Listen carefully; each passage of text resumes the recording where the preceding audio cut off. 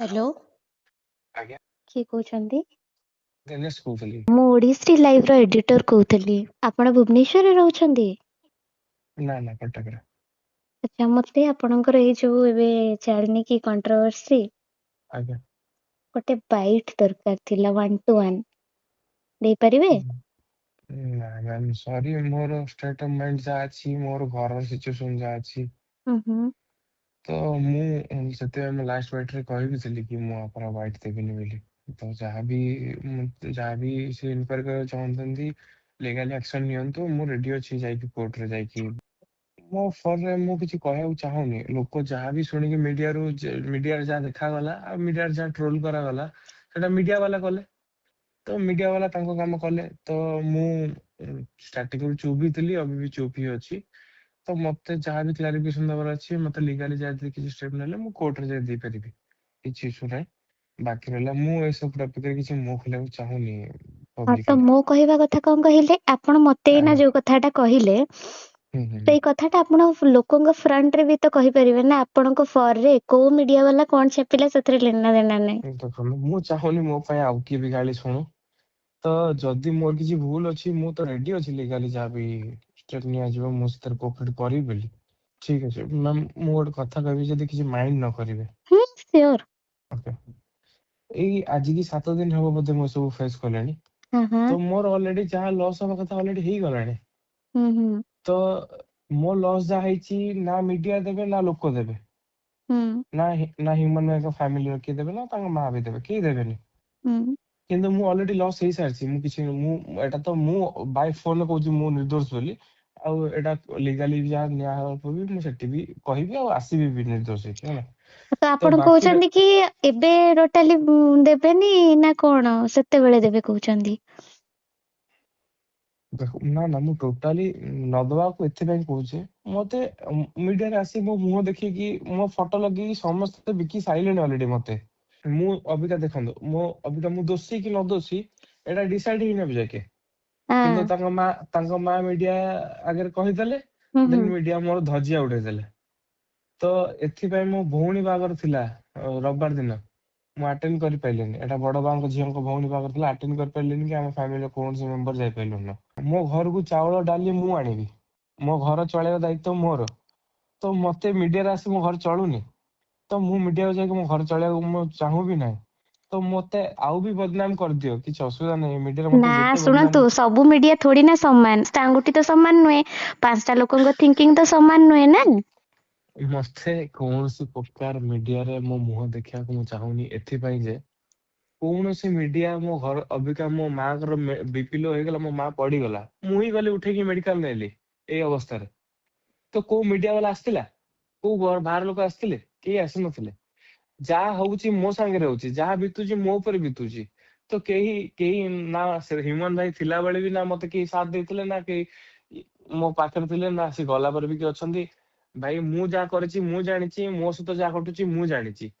ତ ମତେ ଆଉ କୌଣସି ପ୍ରକାର ମିଡିଆକୁ ଆସିକି ମୋର ମୁହଁକୁ ମୁଁ ଦେଖେଇକି ସେଇଥିପାଇଁ ତ କହୁଛି। ନା ଶୁଣ ମୁଁ କହୁଛି ନା, ମୋ ଭଉଣୀ ବାହାଘର ଭାଙ୍ଗି ଯାଇଛି, ଜାଣିଛ ନା ନାଇଁ, ଏଇ କଣ୍ଟ୍ରୋଭର୍ସି ପାଇଁ। ତ ସେଇଟା ଆପଣ ବାହାର କରନ୍ତୁ ନା, କି ମୋ ଜଣ ଶୁଣନ୍ତୁ। ବାହା କଲେ ମୋ ଭଉଣୀ ବାହାଘର କଣ ଠିକ ସେ ହେଇଯିବ ଏମିତିଆ? ଦେଖନ୍ତୁ ମ୍ୟାମ୍, ମୁଁ ଆପଣଙ୍କୁ କେମିତି ଆଉ ବୁଝେଇବି।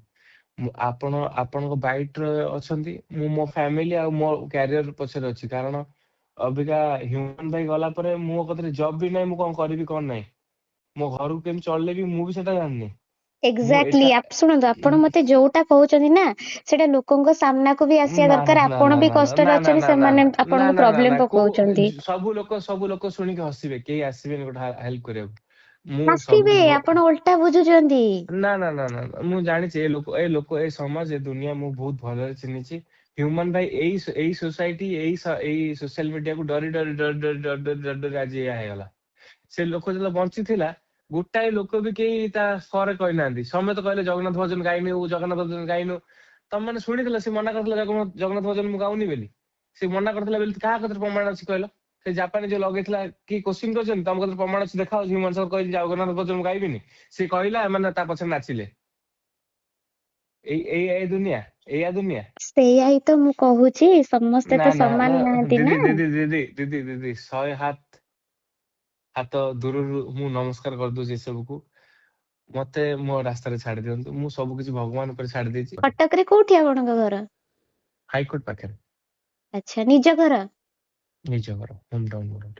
ଠିକ ଅଛି ଠିକ ଅଛି, କିନ୍ତୁ ଆପଣ କହିଥିଲେ ବେଟର ହେଇଥାନ୍ତା। ନା ନା ନା, ଆହୁରି ଲୋକ ହସିବେ। ମୁଁ ଆଉ ଅଲରେଡି କିଛି ନ କରିକି ଲୋକ ଏତେ ମୋର ଫାଇଦା ଉଠେଇଛନ୍ତି। ଆଉ ମତେ ସୋସିଆଲ ମିଡିଆ ଆଉ ମୁଁ ମର୍ଜି ପଛେ କେବେ ଆସିବିନି ଆଉ ତା ସାମ୍ନାକୁ।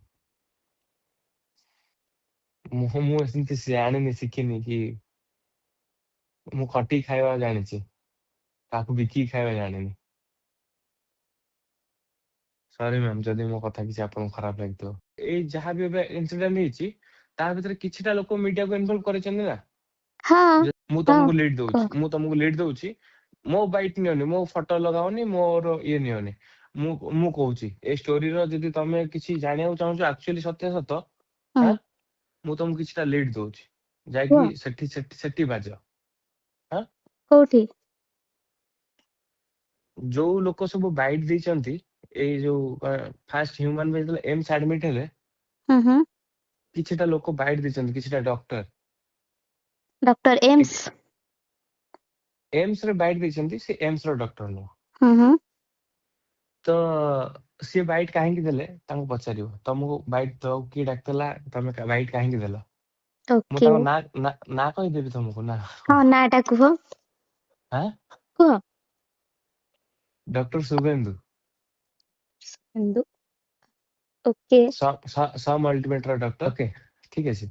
ଓକେ। ତ ହ୍ୟୁମାନ ଭାଇଙ୍କ ମା ଯେତେବେଳେ ବାଇଟ୍ ଦେଲେ କି ମୋ ପୁଅକୁ ସହାୟତା କର ଦିଲ୍ଲୀ ଏମ୍ସ ନେଇଯିବା ପାଇଁ, ଯୋଉ କହିଲେ ହୁଁ ହୁଁ ଫାଷ୍ଟ ହୁଁ ଯେତେବେଳେ ହୁଁ ଆସି ହୁଁ ବାଇଟ୍ ଦେଲେ, ହୁଁ ହୁଁ ହୁଁ ସେ ହୁଁ ସେ ଫାଷ୍ଟ ବାଇଟ୍ ପରେ ସେ ମା ବାଇଟ୍ ଦେଇ ସାରିଲା ପରେ ଯୋଉ ଡକ୍ଟର ବାଇଟ୍ ଦେଲେ, ହୁଁ ହୁଁ, ଟିକେ ଟିକେ କେସ୍ କୁ ଫାଷ୍ଟ ରୁ ଯାଞ୍ଚ କର। ତ ସେ ଡକ୍ଟର କାହିଁକି ବାଇଟ୍ ଦେଲେ? ସିଏ ତ ସାଇକ୍ରେଟିଷ୍ଟ, ହ୍ୟୁମାନ ଭାଇର ତ ଲିଭର ସିରୋସିସ୍ ହେଇଥିଲା, ତାଙ୍କୁ ସେଠି କିଏ ଡାକିଥିଲା, ସେ କାହିଁକି ଆସିଥିଲେ? ଆଉ ସେ ବାଇଟ୍ ରେ ବି କହିଛନ୍ତି କି ମୁଁ ହ୍ୟୁମାନ ସାଗରକୁ ଟ୍ରିଟମେଣ୍ଟ କରଉଥିଲି, ମୁଁ ରେଗୁଲାର ଟଚ୍ ରେ ଥିଲି। ତାଙ୍କୁ ପଚାରିବେ ହ୍ୟୁମାନ ସାଗର କଣ୍ଟାକ୍ଟ ନମ୍ବର ଟା ଟିକେ ତମ ଫୋନରେ ଶୋ କରେଇଲେ।